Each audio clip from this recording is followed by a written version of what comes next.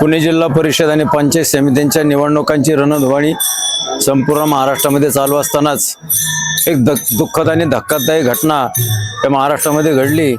राज्याचे उपमुख्यमंत्री, जिल्ह्याचे पालकमंत्री, आमच्या सगळ्यांचा आधारस्तंभ आदरणीय अजितदादा पवार यांचं विमानामध्ये दुर्दैवी दुःखद निधन झालं।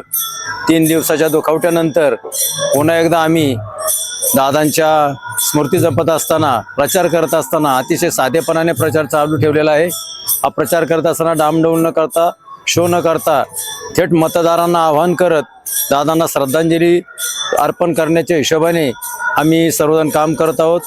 दादांनी या मावळ तालुक्यासाठी भरपूर असा विकास निधी 5-6 हजार कोटीचा दिल्यामुळे एक विकासाचं वारं, विकासाचा झंझाव त्या तालुक्यामध्ये चालू असतानाच मतदारांशी उमेदवार जाऊन स्वतः भेट घेऊन त्याचं आवाहन करत आहोत की आपण दिलेल्या मदतीची परतफेड या मतांच्या रूपाने दादांना करून दोन्ही उमेदवार घड्याळाच्या चिन्हापुरतं बटन दाबून आपण भरघोस मतांनी निवडून द्यावेत, अशा प्रकारची विनंती मतदारांना करतोय, आवाहन करतोय।